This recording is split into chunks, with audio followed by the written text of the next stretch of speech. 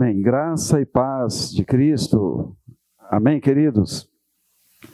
Você está acompanhando mais uma série Compreendendo as Escrituras e vamos então ao nosso estudo de hoje. O tema é Salvo através do fogo. Interessante demais esse tema, não é verdade? Salvo através do fogo. E eu quero que você leia em 1 Coríntios, capítulo 3, versículo 15, ok? Por favor, acompanhe comigo a leitura. 1 Coríntios 3, 15, a palavra do Senhor diz: se a obra de alguém se queimar, esse sofrerá dano, porém ele mesmo será salvo, mas como que através do fogo. Como assim, salvo através do fogo?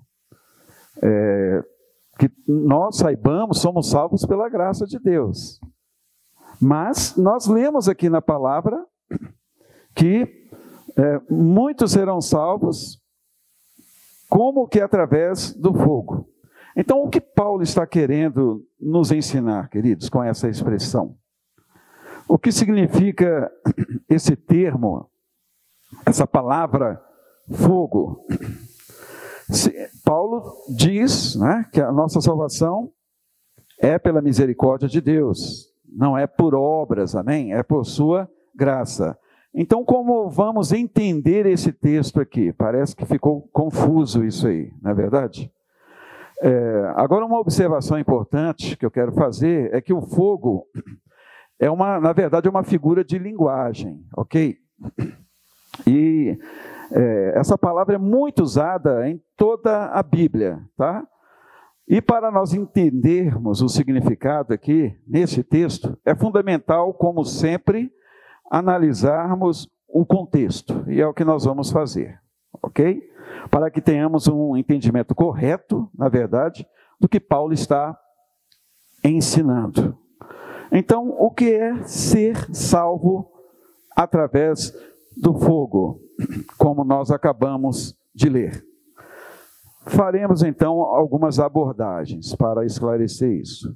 Em primeiro lugar, queridos, esta igreja de Corinto era uma igreja muito problemática. Havia sérios problemas nessa igreja. E por isso, Paulo ele chama os crentes dessa igreja de carnais. Vamos ver isso na palavra? Estamos analisando o contexto por enquanto, né? 1 Coríntios 3, 1. Veja o que diz. Paulo aqui fala: eu, porém, irmãos, escrevendo aos irmãos de Corinto, né? Não pude falar a vocês como a pessoas espirituais, e sim como a pessoas carnais, como a crianças em Cristo. Então veja que Paulo chama os irmãos dessa igreja de crianças em Cristo, pessoas ainda que andavam segundo a carne, não eram espirituais. E Paulo ele afirma que esses crentes eram também imaturos, né? Imaturos como crianças pequenas. Vejam os versículos 2 e 3, vamos ler também, versículos 2 e 3, aí do mesmo capítulo, 1 Coríntios 3. Paulo diz assim: eu lhes dei leite para beber, não pude alimentá-los com comida sólida, porque vocês ainda não podiam suportar, nem ainda agora podem, porque vocês ainda são carnais. Porque se há ciúmes e brigas entre vocês, será que isso não mostra que são carnais e andam segundo os padrões humanos? Então este era o problema da igreja. As pessoas eram imaturas, eram carnais, agiam ainda como crianças, e Paulo então traz essa palavra exortando a igreja. Então, no contexto desse texto, queridos, especificamente, o problema era o partidarismo que existia entre os irmãos. Era uma igreja muito partidária. Haviam grupos, né, que criam numa pessoa, outro grupo acreditava na outra pessoa. Vejam o versículo 4, Paulo dizendo, né? Quando alguém diz, eu sou de Paulo, e outro diz, eu sou de Apolo, não é evidente que vocês andam segundo os padrões humanos? Então, esses grupos de pessoas simpatizavam com um ou outro servo de Deus, o que demonstra realmente a imaturidade dessa igreja. E Paulo, ele combate esse comportamento, ele combate de maneira áspera, rígida, mostrando que os servos do Senhor, na verdade, são nivelados aos olhos de Deus, amém? Aos olhos de Deus não existe grandes e pequenos, não, queridos. Aqueles que servem ao Senhor, os ministros de Deus, todos são nivelados aos olhos dele. Então não havia ninguém maior ou menor do que o outro, é o que Paulo está ensinando à igreja. Todos igualmente, queridos, todos nós igualmente somos servos de Deus, amém? E na verdade é Deus quem faz a obra através dos seus servos. Veja também os versículos 5 e 6 aí, de 1 Coríntios 3. Está escrito aqui, ó, quem é Apolo e quem é Paulo? São servos por meio de quem vocês creram. E isto conforme o Senhor concedeu a cada um. Eu plantei, Apolo regou, mas o crescimento veio de Deus. Entendem, queridos? Infelizmente, em muitas igrejas, acontecem essas coisas. As pessoas têm preferência por o pregador A, outros preferem o pregador B. Quando ficam sabendo que o pregador A vai pregar, aí um grupo nem vai ao culto, sabe? Isso, na verdade, é infantilidade. É infantilidade, é imaturidade. E Paulo ensina aqui que é Deus quem dá o crescimento. Nós plantamos, mas o crescimento vem de Deus. Então, Paulo, queridos, ele enfatiza que cada um receberá o galardão pelo seu próprio trabalho. Ele deixa isso muito claro. Ele diz que nós somos cooperadores de Deus. Vejam os versículos 8 e 9, aí de 1 Coríntios 3. Ora, o que planta e o que rega são um, e cada um receberá a sua recompensa de acordo com o seu próprio trabalho. Porque nós somos cooperadores de Deus e vocês são lavoura de Deus e edifício de Deus. Glória a Deus, glória a Jesus. Então Paulo, queridos, ele continua a sua fala advertindo que no reino de Deus o trabalho de cada um tem que estar no fundamento certo, amém? Veja o versículo 11 aí, versículo 11 de 1 Coríntios 3, que diz, porque ninguém pode lançar outro fundamento além do que foi posto, o qual é Jesus, o Cristo. Então veja que nós temos que trabalhar solidificados neste fundamento. Jesus é o fundamento, nós não podemos sair deste propósito, amém? E em seguida Paulo, ele fala também sobre materiais que têm valor e materiais que não têm valor, materiais sem valor em uma construção. No versículo 12 ele diz, e se o que alguém edifica sobre o fundamento é ouro, prata, pedras preciosas, madeira, feno ou palha, a obra de cada um se tornará, versículo 13, manifesta, pois o dia a demonstrará, porque será revelada pelo fogo, e o fogo provará qual é a obra de cada um. Então Paulo ele fala sobre materiais que têm valor e materiais que não têm o valor. O intuito, então, de Paulo, do apóstolo Paulo, é que cada pessoa realize a obra do Senhor com excelência. Eu faço uma pergunta, você tem realizado com excelência a obra do Senhor? Tem que ser com a motivação correta, amém? Temos que dar o nosso melhor, né? Não podemos ser negligentes em relação ao que Deus colocou em nossas mãos para fazer. Então, ouro, prata e pedras preciosas são materiais valiosos. Aleluia! e duradouros também, não é verdade? Dura muito.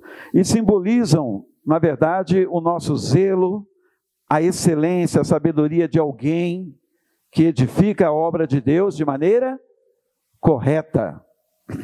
E já a madeira, palha e feno são materiais de segunda categoria. E, na verdade, sem valor, não tem valor. Simbolizam a preguiça, a negligência, a falta de zelo de quem faz a obra de Deus. Então, quais são os materiais que você tem usado na obra do Senhor? É uma pergunta que você deve fazer para si mesmo, ok? Então, queridos, por que se preocupar com isso? Por quê? Essa preocupação, meus amados? Bom, porque Paulo, ele enfatiza, nós temos que nos preocupar mesmo com que tipo de material estamos trabalhando, né? Se é ouro, prata ou pedras preciosas, ou se é madeira, palha e feno. Por quê, meus amados? Porque haverá um julgamento. Sim, as nossas obras serão julgadas. Haverá um julgamento de Deus em relação às motivações do nosso coração. Como fazemos a obra de Deus? Você faz para aparecer? Você faz para mostrar que é melhor, maior do que as pessoas, que sabe mais? Ou você faz realmente para a glória de Deus? Então, haverá esse julgamento. Daí o texto em questão, né? Nós vamos lê-lo novamente, 1 Coríntios. Nós vamos ler o versículo 13 e o versículo 15, amém? A palavra diz assim: a obra de cada um se tornará manifesta, pois o dia a demonstrará, porque será revelada pelo fogo, e o fogo provará qual é a obra de cada um. E o versículo 15, que nós lemos de início: se a obra de alguém se queimar, esse sofrerá dano, porém ele mesmo será salvo, mas como que? Através do fogo. Muito interessante. Não é verdade, queridos? O fogo é citado aqui com o sentido de julgamento, queridos. O fogo aplicado no ouro e na prata e nas pedras preciosas causará pouco dano quando ele é aplicado.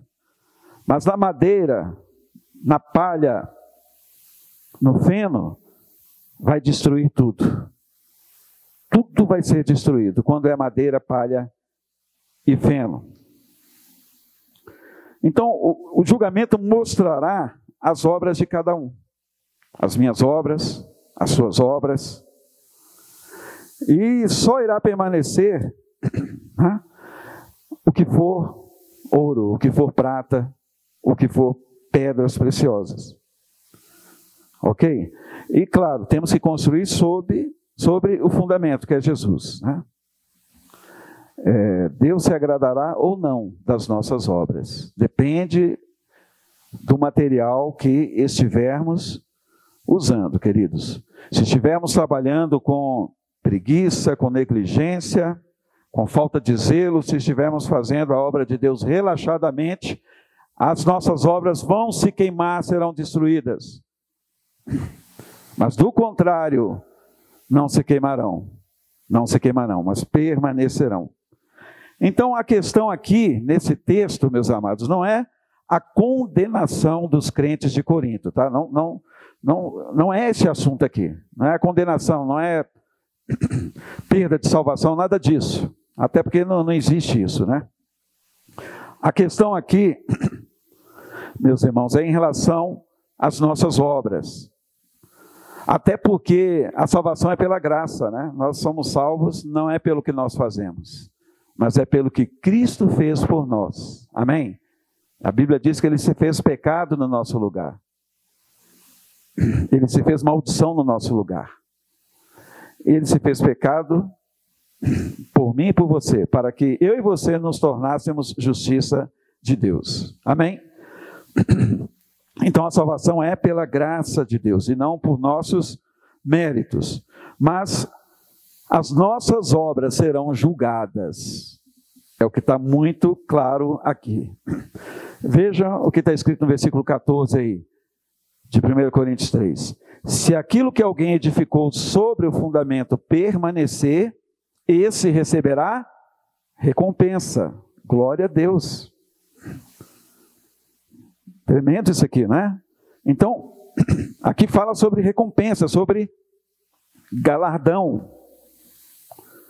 O texto não fala de salvação, mas de galardão. Se fazemos a obra de Deus segundo a sua vontade, queridos, aí seremos aprovados, amém? Mas se fazemos a obra com motivação errada, não estaremos edificando segundo a vontade de Deus, não mesmo. E está aí no versículo 15, né? Nós já lemos. Então, queridos, ainda que nós sejamos crentes salvos, nascidos de novo, se nós edificarmos de maneira negligente, perderemos o galardão, mesmo sendo salvos, mesmo indo para os céus. Perderemos a recompensa, porque o material será perecível, né? Será madeira, palha e feno. Então vai se queimar, será destruído. Então o fogo, que é o julgamento, provará que não foi bem edificado. É o fogo que vai provar. Amém, meus amados? Então, associando o texto ao contexto que nós lemos, todo o contexto hoje, o apóstolo Paulo, ele quis dizer que os crentes de Corinto, eles deveriam deixar a carnalidade, deixar também os ciúmes, as contendas, o partidarismo, e todos deveriam trabalhar em unidade na obra do Senhor. É isso que Paulo está ensinando aos irmãos de Corinto, e na verdade a todos nós também, né? Trabalharmos em unidade, fazendo a obra, edificando com amor, com zelo, com carinho, né? Com humildade e com muito cuidado também, segundo a vontade de Deus. É dessa forma que devemos nos empenhar na obra do Senhor, amém? Não com motivações erradas, né? Porque isso gera sofrimentos, gera situações tristes na vida da igreja. Então a obra de Deus, ela deve ser realizada com muita excelência, e para o louvor e para a glória do nosso Deus, do nosso Pai, amém? Então que esse estudo seja para a nossa reflexão, principalmente nós que somos líderes, estamos à frente aí da igreja, do povo de Deus, das ovelhas do Senhor. As ovelhas não são nossas, na verdade, mas pertencem ao Senhor. Eu sou ovelha de Deus também, pertenço ao rebanho, mas o Senhor nos levantou como líderes, e por sermos líderes, queridos, nós não podemos ser preguiçosos e nem fazer a obra do Senhor relaxadamente.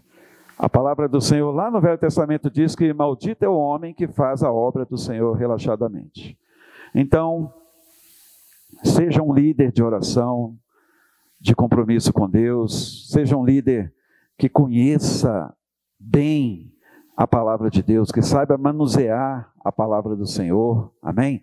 Seja um líder carinhoso e fervoroso também, se empenhe na obra de Deus, dê o seu melhor, faça com excelência, e com certeza as suas obras não se queimarão, né? O fogo vai prová-las, mas elas serão ouro, prata e pedras preciosas, amém? Então que Deus nos abençoe, em nome de Jesus.